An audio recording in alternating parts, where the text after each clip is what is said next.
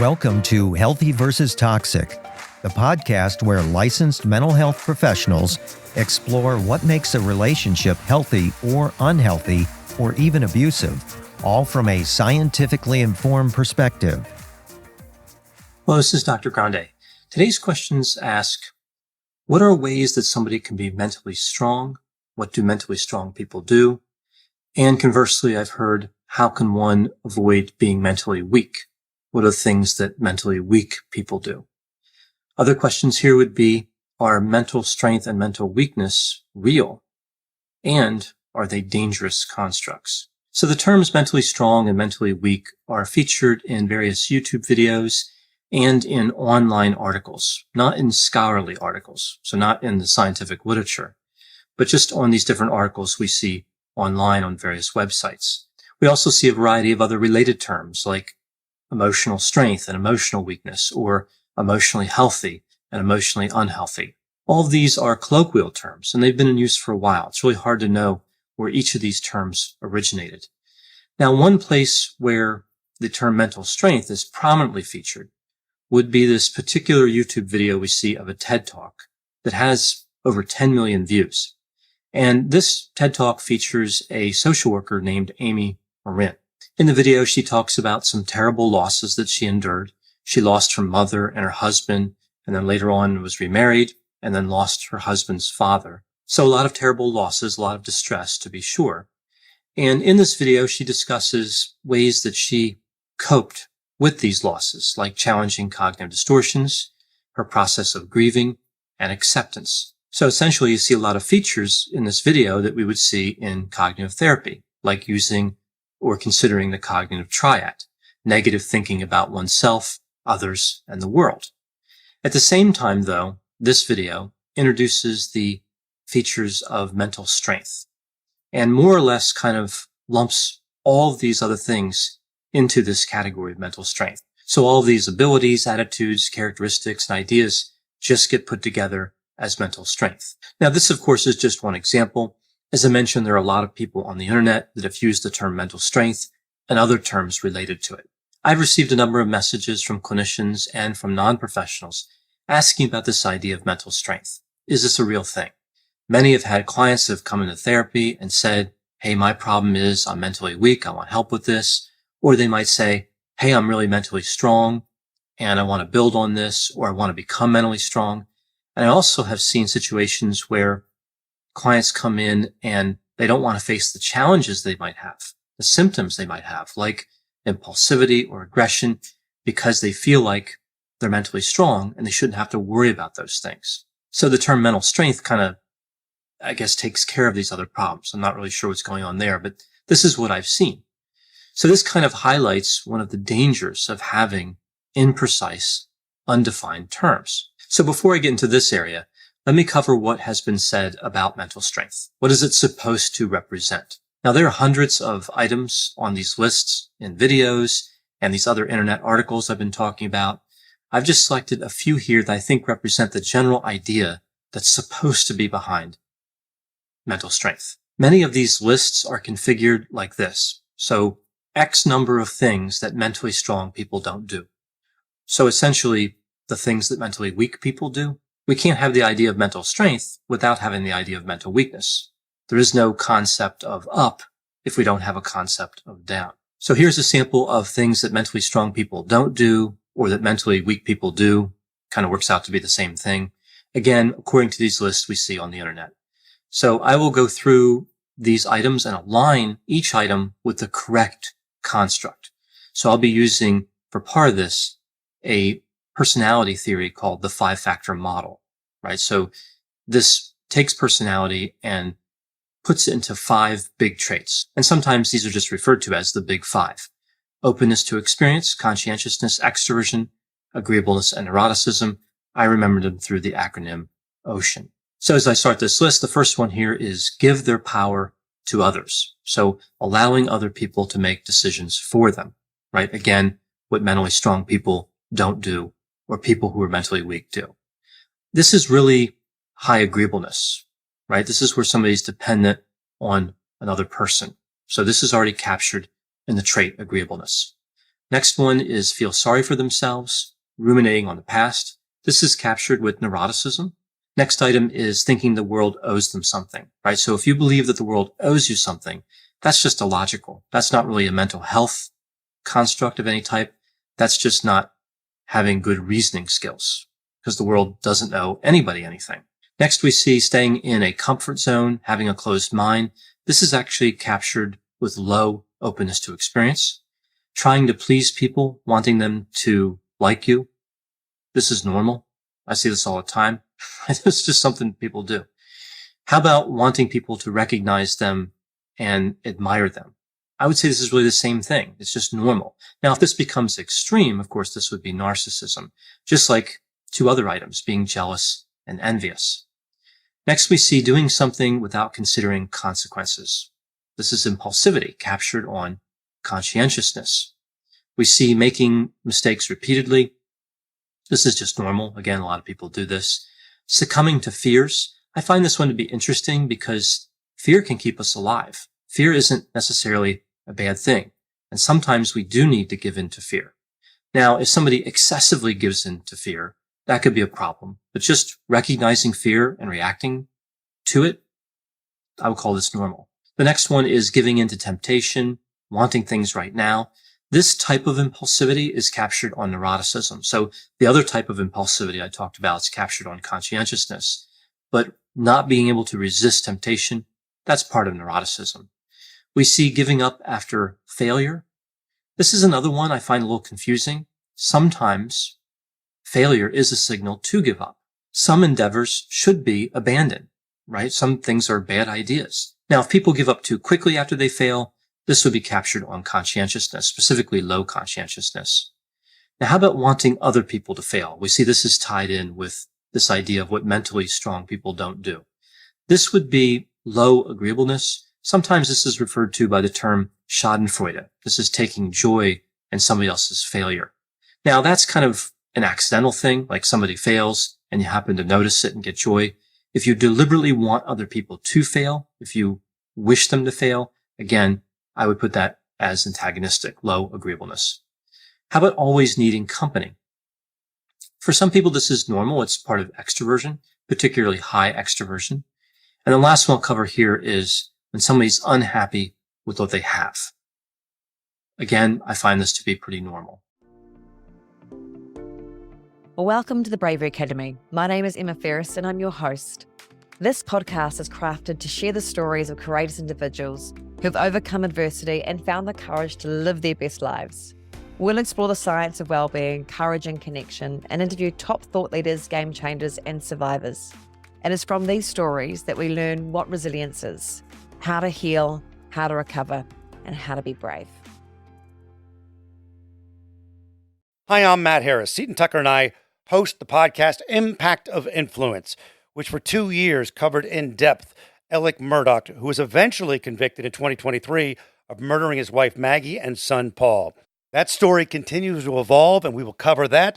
Plus, we will tell you stories of other true crime events that have happened in the South. Please join us on Impact of Influence. And give us a follow on the Impact of Influence Facebook page. So as you can see, mental strength is not a unitary construct. It's many unrelated parts covered under the term. The parts don't cluster together. There's no reason to believe that if you see those different things together, that they point toward a singular construct. We see aspects from all 5 factors of personality captured under this idea of mental strength. We also see narcissism, illogical thinking, and, as I mentioned, a lot of normal behavior. So essentially, mental strength has no meaning. It's not useful. All we're doing with mental strength really is stigmatizing normative traits, creating a fake construct that perhaps sells books or whatever, but doesn't actually do anybody any good. If we compare this to a legitimate construct, we see the two look quite different. For example, if we look at symptoms like experiencing a trauma, then having intrusive memories, flashbacks, trouble sleeping, and being hypervigilant, this points toward a construct called post-traumatic stress disorder. It actually has a meaning. If somebody tells a mental health clinician that they have post-traumatic stress disorder, that clinician knows something about that person. It gives us guidance as to what treatment might help alleviate their symptoms. It warns us about risk factors for that person. It lets us know what to expect. We call this a prognosis. Now, in addition to a shaky definition for mental strength, we also see the so-called myths of mental strength. And I'll put a link to some of these so-called myths in the description for this video. I chose 3 from one of the lists I saw that I found to be particularly interesting, right? So the first so-called myth, mental strength is a fleeting pop psychology trend, right? Again, this is presented in this one online article, at least one, as being a myth. But actually, this is completely true. Mental strength is a fleeting pop psychology trend. And really, the sooner it's gone, the better off everyone will be. The second so-called myth, people are either mentally strong or mentally weak. Now, this one I find particularly confusing, right? So we're going to take a construct of mental strength. And of course, that means there's going to have to be a construct of mental weakness. And now say, well, people can be both at the same time. If we're doing that, we don't need the constructs to exist in the first place. If people aren't one or the other, why even propose the idea? So really, this gets back to personality theory, which has these different traits, and people can have different levels of the different traits, right? So you can be high on conscientiousness, but low on agreeableness, right? That makes a lot more sense.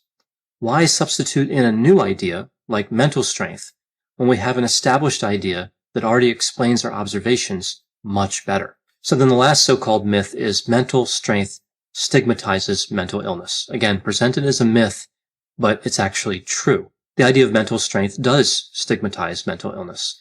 It also stigmatizes certain personality profiles. So essentially it's saying one way of thinking is good and one way is bad, or one attitude is good and one is bad, or one personality characteristic is good and one is bad. So it's really like saying you are not mentally ill, you are mentally weak.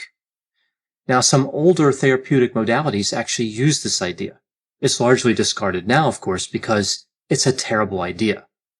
This idea has already come and gone, and again, I'm glad that this is gone. How many times have I heard from people that they've been told to toughen up if they're having difficulties with emotions or feelings? Just become mentally tough. Just become mentally strong. This is a terrible message that ignores decades of scientific research. Somebody is not mentally ill because they're not strong enough. Mental illness has a genetic and environmental component, and it's exceedingly complex. It's nobody's fault. People don't choose to be mentally ill, and they're not mentally ill, again, because of some sort of weakness. I know it seems like an expedient idea, right? Just call people weak instead of mentally ill, but there's no quick fix for mental disorders, and again, it's a terribly insensitive idea. Now, I understand that mental health clinicians want to create their own style, almost like their own brand. And there's nothing wrong with that. There's nothing wrong with blending your personality with empirically based modalities and coming up with a style that makes sense for you and for your clients. Write something different, something unique. Every counselor has their own stories that they tell and that they incorporate into treatment, techniques that they use more often than other techniques. That's perfectly normal, and I think in most instances, that's also productive. But sometimes mental health clinicians can overreach and come up with an idea that's not supported by any evidence. Perhaps they're trying to make sense of things. Perhaps they want a legacy that goes beyond a counseling style. There are a lot of reasons why people do this. But the reality is that the ticket into the game of creating constructs for use in the mental health field is earned by reading scientific literature and combining that with other knowledge and experience. Then coming up with a theory and testing that theory, not simply by naming a group of unrelated traits, whatever you feel like naming it. A quick example of how to properly introduce the term into the mental health field would be maladaptive daydreaming, right? We see that the theorists that proposed this saw the same thing happening with several clients. These really elaborate, fantasy-driven daydreams. He tested it using the scientific method and published research and continues to expand on it and test it. And what he found is that it is a real thing. Maladaptive daydreaming is not a mental disorder, but it is a real construct. Many people from around the world have maladaptive daydreams. Now, if he had found that there was no support for his idea, he probably would have abandoned the idea. He might have thought it was just something anomalous, something he just saw with these few people, but didn't see it in the larger population. And that's how term creation is supposed to work. Now, some would argue that these undefined, ambiguous terms aren't really hurting anybody. I would, of course, disagree, but another question I would have here would be, what have these terms contributed related to knowledge creation, research, treatment protocol development? Absolutely nothing. It worries me when mental health professionals embrace these trendy terms, and I think it can do harm. And I've actually seen it do harm in my clinical experience. So back to the original questions. How can you be mentally strong? That was one of these questions. Well, you can't. Mental strength doesn't exist in any meaningful form. It's pseudoscientific nonsense. It's an undefined construct, a nebulous confluence of personality characteristics. So another question, how can I avoid being mentally weak? The good news is, of course, you can't be mentally weak either, right? So mental strength doesn't exist, again, in any meaningful way. Mental weakness doesn't exist either. Now, in terms of the specific ideas that have been grouped together under this idea of mental strength, like avoiding cognitive distortions, well, cognitive behavioral therapy could help with that.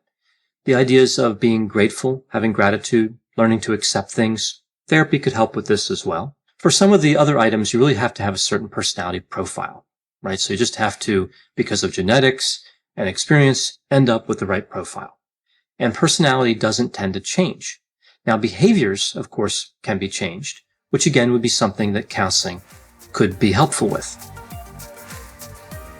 Thanks for listening. This has been a production of Ars Longa Media.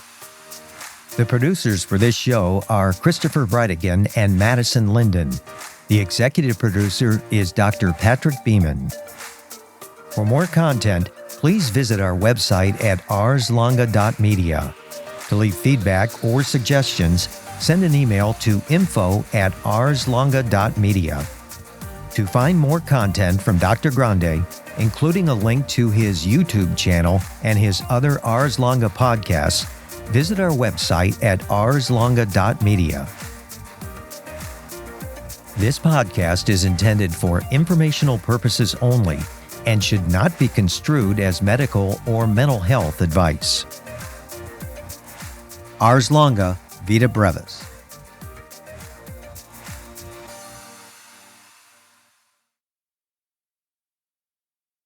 Hi there, I'm Heather Drago. And I'm Sarah Saunders. We host the podcast, That's a Hard No, about saying no and setting boundaries. So you can become that true and empowered you that this world needs. Saying no isn't just okay. It's the key to living an authentic, fulfilling life. I'm a licensed professional clinical counselor, so while this podcast is in no way a replacement for one-on-one therapy, I suppose I know what I'm talking about. I'd say so. We talk about learning to say no and set healthy boundaries and how it impacts mental health, physical health, relationships, parenthood, and more. Subscribe wherever you get your podcasts and visit our website, hardnopodcast.com. We're here to help you find your no and say it unapologetically. That's a hard no.